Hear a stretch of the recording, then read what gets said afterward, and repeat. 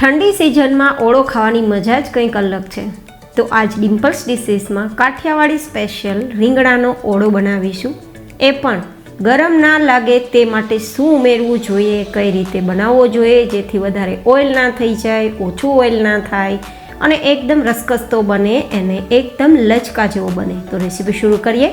તો જેમના માટે એકદમ મીઠો ઓળો તૈયાર કરવા માટે આ રીતે થોડા પિંક ઉપર કે જે ગુલાબી કલર ઉપર આવતા રીંગણા હોય ને તેને પસંદ કરવા. મને એકદમ ગુલાબી કલરના રીંગણા તો ના મળ્યા, પણ આટલા મળ્યા છે તો મેં આ ઉપયોગમાં લીધા છે. જો કે એકદમ ગુલાબી કલરના રીંગણાનો ઓળો એકદમ મીઠો થાય છે.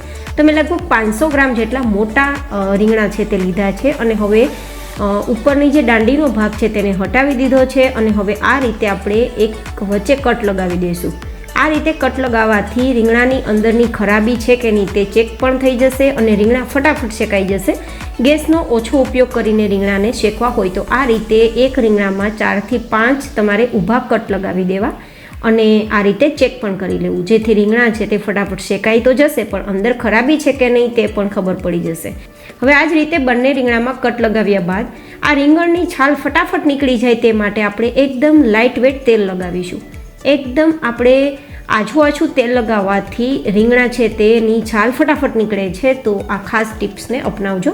હવે આપણે સીધા ગેસ ફ્લેમ ઉપર જ શેકવાના છે.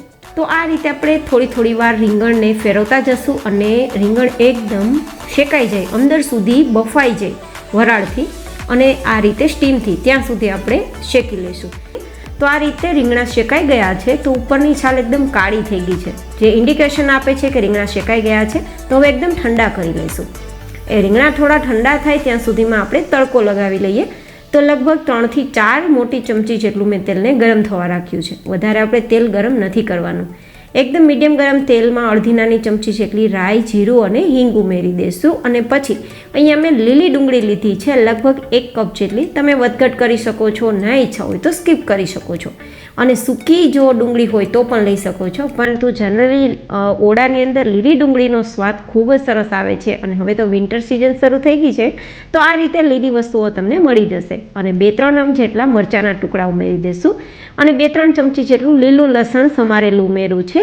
જો લીલું લસણ ના મળે તો તમે થોડી લસણની કળી અથવા તો લસણની પેસ્ટ પણ ઉમેરી શકો છો. હવે આ રીતે થોડીવાર ચલાવી સાતળી લેશું અને આપણા આ જે ડુંગળી છે તેમાં ઉપર તેલ દેખાવા લાગે ત્યાં સુધી ધીમા ગેસની ફ્લેમ પર કૂક કરીશું.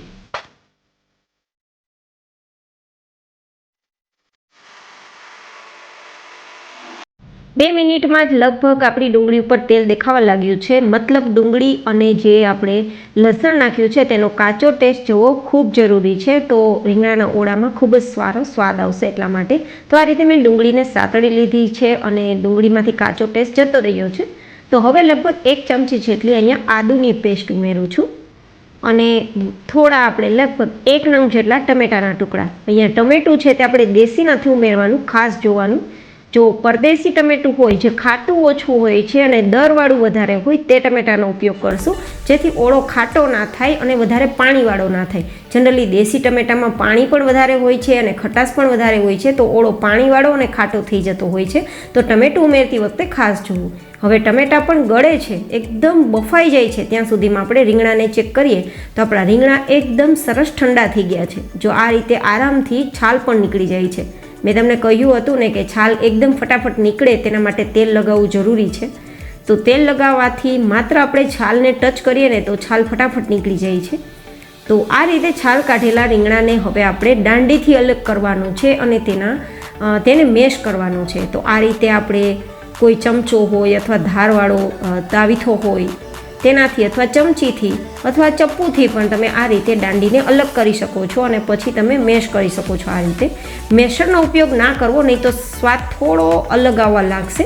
કારણ કે થોડા મોટા રીંગણાના ટુકડા આમાં રહેશે ને તો વધારે સ્વાદિષ્ટ ઓળો લાગશે. તો આ રીતે મેં તાવીથાથી જ તેના ટુકડા કરેલા છે, મેશરથી નથી કર્યા. મેશરથી કરવો પણ નહીં તો તેનો સ્વાદ વધારે સારો નહીં આવે, આ રીતે વધારે સારો આવશે.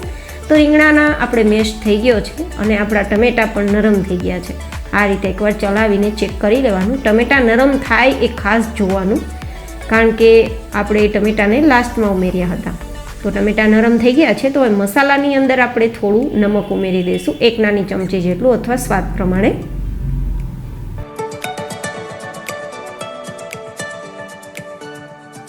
ચપટીક જેટલી હળદર ઉમેરીશું, 2 નાની ચમચી જેટલું કાશ્મીરી લાલ મરચું, જેથી આપણો ઓળો એકદમ ચટાકેદાર અને એટ્રેક્ટિવ લુક સાથેનો બને. 1 ચમચી જેટલું ધાણા જીરું પાવડર ઉમેરીશું અને 1 ચમચી જેટલી કસૂરી મેથી. હોય તો ઉમેરજો, ફ્લેવર સારી આપશે, નહીં તો સ્કીપ કરી શકો છો. હવે મસાલાને બરાબર મિક્સ કરી દઈશું. અત્યારે તમે જોઈ શકો છો કે બિલકુલ ઓઇલ નથી દેખાતું. જો આ ઇન્ડિકેશન છે ઓળો પરફેક્ટ બનવા જઈ રહ્યો છે. એકદમ ઓછા ઓઇલમાં ઓળો તૈયાર થશે અને તેમ છતાં એકદમ રસકસતો. હવે આપણે આ મસાલા પણ મિક્સ થઈ ગયા છે, તો જે આપણે તૈયાર કરેલો મેશ કરેલા રીંગણાનો ઓળો છે તેમાં ઉમેરી દઈશું અને મિક્સ કરી દઈશું. આ રીંગણાનો ઓળો છે તે ઘણા બધા લોકોને ખાવાથી મોઢું આવી જતું હોય છે, મતલબ મોઢાની અંદર ચાંદી પડી જતી હોય છે. તો એ ના પડે એના માટે શું કરવું હું તમને આગળ જરૂર બતાવીશ, તો વિડીયોમાં બની રહેજો, બિલકુલ સ્કીપ ના કરતા. આ રીતે મિક્સ કરી દઈશું અને પૂરી પ્રોસેસમાં ગેસની ફ્લેમ ધીમી રાખશું, જેથી બળે નહીં, કારણ કે ઓઇલ ઓછું ઉમેર્યું છે ને આપણે, તો બળવાના ચાન્સ પણ વધારે રહે છે.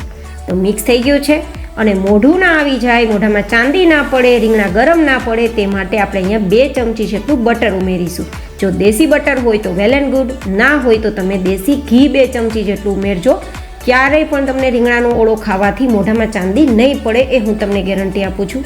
કારણ કે બટર અથવા ઘી છે તે રીંગણાને ગરમ લાગતા હોય તો એ અટકાવવાનું કામ કરશે, તો બિલકુલ ગરમ નહીં લાગે. તો ખાસ રીંગણાનો ઓળો બનતી વખતે છેલ્લે આપણે 1-2 ચમચી ઘી અથવા બટર ઉમેરવું અને પછી મિક્સ કરી દેવું. અને મિક્સ કર્યા બાદ 1-8 મિનિટ માટે આ રીતે કૂક કરવું. અને કૂક થઈ ગયા બાદ ગેસની ફ્લેમ બંધ કરી દેવી, ઉપરથી લીલા ધાણા સ્પ્રિંકલ કરવા, મિક્સ કરવું અને ગરમા ગરમ આ ઓળાને સર્વ કરવું. આ ઓળાને તમે ઠંડો પણ સર્વ કરશો તો પણ મજા આવશે. ઠંડો મતલબ ફ્રીઝમાં નથી રાખવાનો, બટ 2-3 કલાક પછી પણ તમે સર્વ કરી શકો છો. રોટલા, રોટલી, ભાખરી, તમારી ચોઈસ પ્રમાણે ઓળાને તમે ખાઈ શકો છો. જનરલી ઓળો તો રોટલા સાથે જ મજા આવે છે, પણ ભાખરી સાથે મજા આવે છે. એન્ડ હા ગાઈસ, તમે ઓળો કઈ રીતે બનાવો છો તે પણ મને ફીડબેક જરૂર બતાવજો. તમને મારા ઓળાની રેસીપી કેવી લાગી એ પણ જરૂર બતાવજો. તમે ઓળાને કોની સાથે ખાઓ છો તે પણ જરૂર બતાવજો. ફરી મળીશું એક નવી જ ઇન્ટરેસ્ટિંગ રેસીપી સાથે. ત્યાં સુધી bye bye and take care.